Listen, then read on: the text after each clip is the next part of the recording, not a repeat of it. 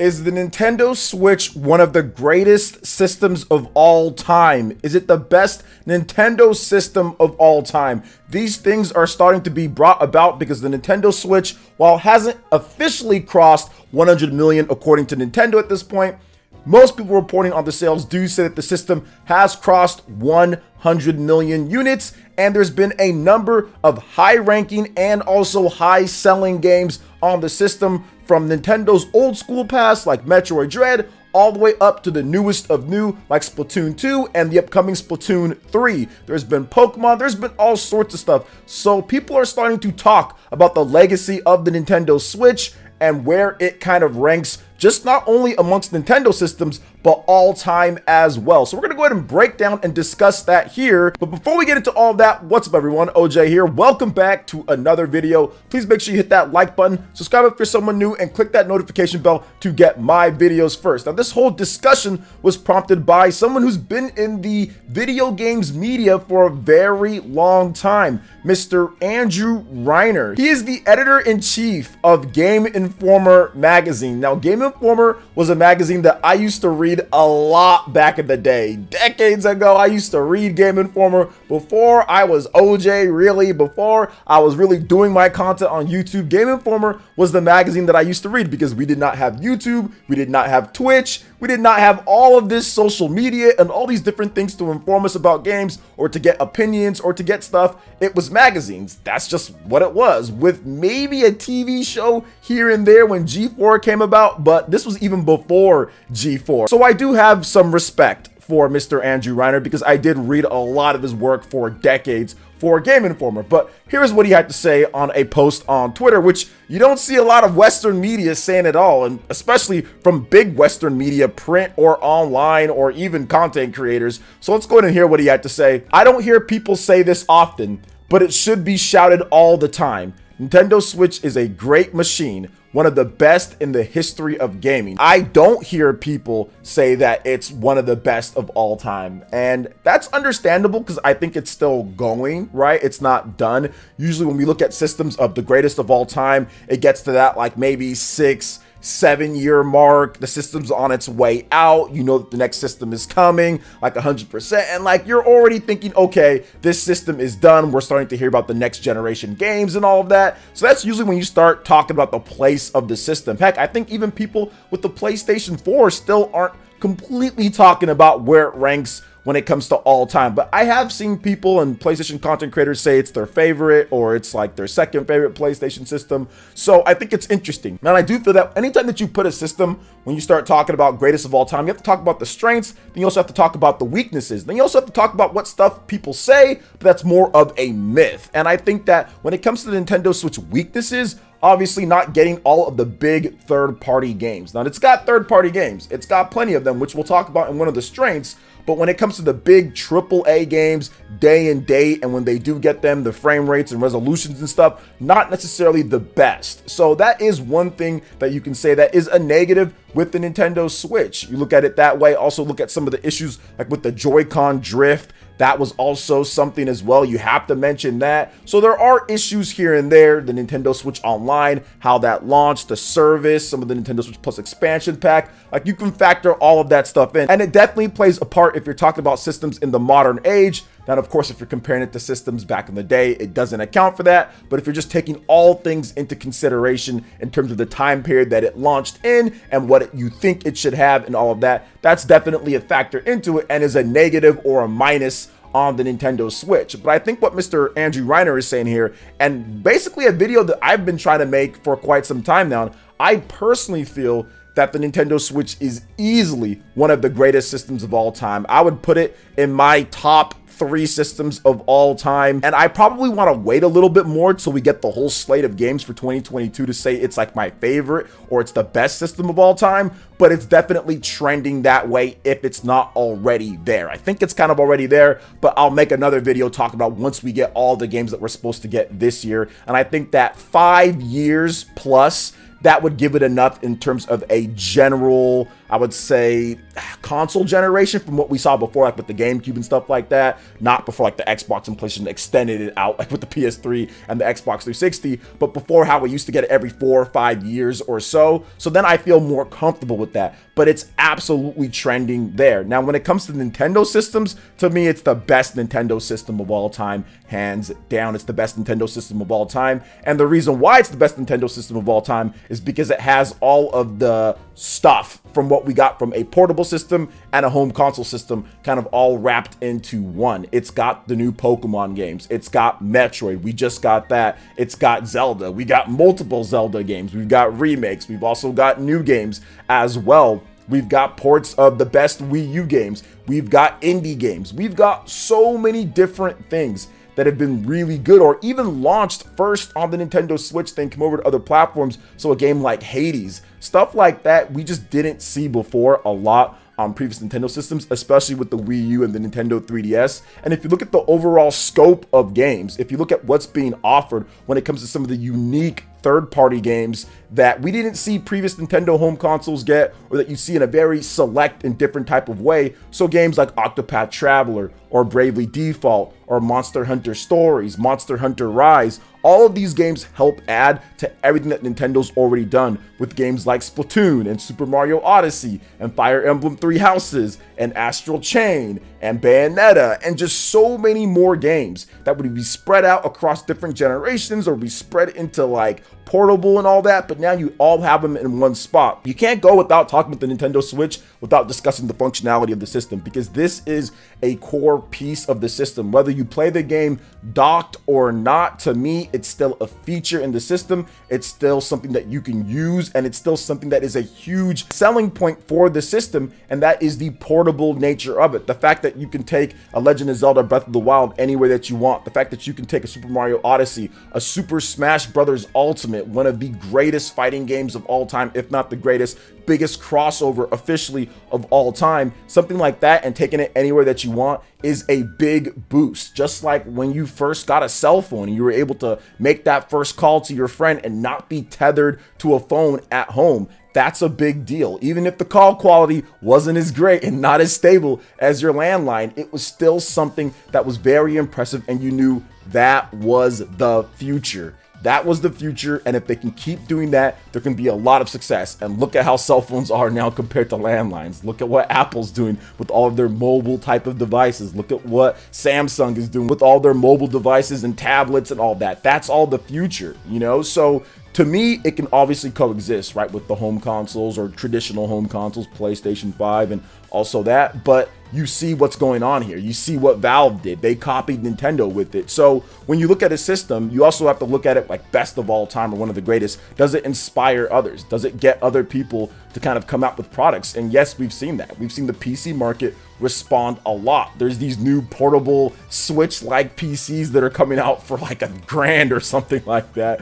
A lot more expensive, but now you see those coming out. You see the Steam Deck that's coming out. That's a lot more affordable, you know, than what we've seen with some of the other portable PC type of systems. So not only has the Switch inspired other like companies to do that, but people have also looked at the Switch and said, okay, wow, like that's pretty cool. We've seen some of the games that are inspired by Nintendo titles, whether it's Mario or Zelda, Breath of the Wild, or even games like Pokemon. To me, it kind of all plays a part and a factor into why the Nintendo Switch is probably the best Nintendo system of all time, in my opinion at least, and might be the greatest system of all time when it's all said and done, because we still have a full slate of games set for this year. But I do find it interesting when people do talk about the Nintendo Switch, because one of the biggest, I would say, complaints, and I'm pretty sure somebody in the comment section will say this and probably didn't even make it this far to the video, but they'll talk about how, oh, well, it's all just Wii U ports. All that's selling is Wii U ports, or all that's the highest rated games Wii U ports. And that's just completely false. You know, somebody said this to me on Twitter, and I always say, hey man, this is material for my videos, and it absolutely is material, because they said, oh, well, why is the Switch one of the best systems of all time? Like, it just has Wii U ports. The highest rated games are Wii U ports, but if you look at the top 10 games on the Nintendo Switch, it's very diverse non-Wii U port-ish type of list here. I mean, you go down the list starting from top to bottom. Breath of the Wild, that's the Wii U port, and it was day and day, or it was a dual launch on the Wii U and the Nintendo Switch. Super Mario Odyssey is number 2. The House of Morgana, number 3. Tetris Effect, number 4. Hades, number 5. Divinity Original Sin 2 Definitive Edition, number 6. Ori and the Will of the Wisp, number 7. Undertale, number 8. Super Smash Bros. Ultimate, number 9. And Celeste, number 10. That is one Wii U port. The rest of those are from PC or from Xbox or from some other system, but not the Wii U. So those are the top 10 highest rated games on the Nintendo Switch. The top 10 best selling games on the Nintendo Switch. So some people say, oh, well, the only thing that sells is Wii U ports. Well, not exactly, because from top to bottom, Mario Kart 8 Deluxe, that's a Wii U port, so that's 1. Animal Crossing New Horizons, Switch. Super Smash Bros. Ultimate, Switch. Legend of Zelda Breath of the Wild, that's a Wii U port, so we've got 2. Pokemon Sword and Shield, Switch. Super Mario Odyssey, Switch. Super Mario Party, Switch. Pokemon Let's Go Pikachu and Let's Go Eevee, Switch. Splatoon 2, Switch. Ring Fit Adventure, Switch. So out of all of that, you've got 2 games, so only 20% in the top 10 best selling are Wii U games, and only 10% in the top highest rated are Wii U ports. So this narrative, only games that sell are Wii U ports, or the highest rated games are only Wii U ports, that's just not true. And it kind of shows you the variety from weird combat racing to simulation to fighting to action adventure to RPG to platforming to mini game collection, to third person shooter to exercise game. There's a range of games, and there is a bunch of different variety of games. And if you go over to the highest rated, there's all sorts of stuff from like a visual novel to Hades is like an action type of rogue game. You have 2D platformer with Will of the Wisp, which is like Metroidvania. There's just so much variety in the type of games, and there's so many games coming out. That's the reason why people say, or a lot of people are saying now and are kind of talking about this, that it is their favorite system of all time, or their favorite Nintendo system of all time, or something along the lines of that. So that's kind of how I see it when it comes to it, but I'm gonna wait till the end of this year, and then I'll probably talk about how it is to me the best system of all time. But for right now, I'll definitely say it's in my top 3, probably my top 2 when it comes down to it. Then by the end of the year, maybe by once like Legend of Zelda Breath of the Wild 2 comes out, once that comes out, I think it's 100% wrap. But for me, I kind of already felt that it was a wrap a little bit ago, but I'll wait officially to talk about it later once we get the full slate of games, because this year is going to be lit. We have Pokemon coming out very soon here in January. We've got Triangle Strategy coming out in March. We've also got Kirby coming out this year. Bayonetta 3 is coming out this year. Mario plus Rabbids Sparks of Hope is coming out this year. Legend of Zelda. There's just so many games, man. So I'm looking forward to seeing what the Switch is going to do in 2022. So what are your thoughts when it comes to the positioning of the Nintendo Switch in best Nintendo systems of all time and even best systems of all time? Let me know in the comment section below. All right, and moving on to the next topic here. We have a follow-up on the Japanese sales for the Nintendo Switch, because Famitsu has done their almost year roundup. They're missing a couple weeks, but almost year roundup of the Nintendo Switch. But what we do know is that the system has sold over 5 million units in Japan for the last year. 5 million units, and it's even more impressive when you start comparing it to what's been happening for the past few years for the Nintendo Switch and combined to the other systems in Japan as well. So here is what Game Industry Biz had to say here. Nintendo sold 5.3 million Nintendo Switch units at the Japanese retail in 2021. That's according to data collected by Famitsu and shared with Game Industry Biz, accounting for all sales between December 28, 2020 and December 19, 2021. The total combines the sales of the standard, light, and OLED models. Nintendo's hybrid console sold 5 times as many units as all other consoles combined, with the sales of the PlayStation 5, PlayStation 4, Xbox Series X, Xbox Series S, and Nintendo's own 3DS amounting to 1.1 million units. And that's just crazy. But at the same time, you have the chip shortages that are going on, but also Nintendo probably could have sold more because they are also being hit with the chip shortage as well. Now, the PlayStation 5 was the next biggest seller at 942,798 units, 10 times the 95,598 units the Xbox series of systems sold over the same past year. Even PS4 sold more than the Xbox, which has historically struggled in Japan at 103,786 units. And for those wondering, the Nintendo 3DS sold 28,224 units. Nintendo Switch's performance was somewhat on par with the previous year, where it sold 5.1 million units between December 30th, 2019 and December 6th, 2020. While last year's sales will have been driven in part by the massive success of Animal Crossing New Horizons, Switch was sustained in 2021 with the launches of Monster Hunter Rise, Pokemon Brilliant Diamond and Shining Pearl, and Super Mario 3D World plus Bowser's Fury. These three titles were respectively the first, second, and fourth best-selling titles in Japan last year, with Switch games accounting for the entirety of the top 10. Very interesting to see kind of the lineup here and what's been going on. Yeah, the Nintendo Switch is absolutely killing it. We do know that. We know that Xbox and PlayStation, they're not shipping as many units to Japan just because, yes, there is a lack or not as much of a demand in Japan for these systems, but also like the chip shortage just causing them problems, and they need to get those to the US, they need to get those to Europe where all of the games are coming. Japanese developers aren't releasing crazy amounts of games that are going to move a lot of systems. There isn't a Final Fantasy 16 that is launched for the PlayStation 5 at this point. That's an exclusive must-have for the system itself. So it doesn't really make sense to ship all these units over there. However, I will say that Sony's been pretty bad with allocating more units to Japan. They've really been favoring the US and all that, and that kind of plays a part into various different things going on at Sony when it comes to just their structure, the type of games that they're selling and what they're doing, the closure of Japan studio,